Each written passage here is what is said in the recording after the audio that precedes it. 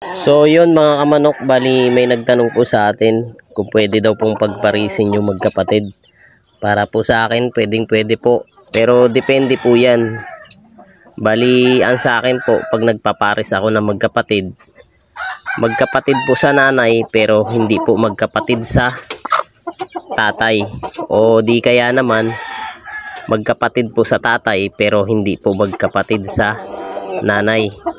Kaya po ganyan yung pamamaraan ko para po makaiwas sa inbreeding depression, yung tinatawag na may mga abnormalidad na lumalabas sa mga nagiging sisiw.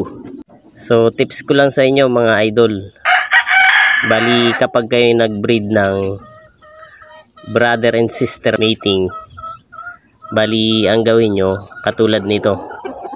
Ayan, magkapatid sila sa nanay pero hindi magkapatid sa tatay, para maiwasan po ninyo yung inbreeding depression na tinatawag. So yun lang po, marami pong salamat sa panonood.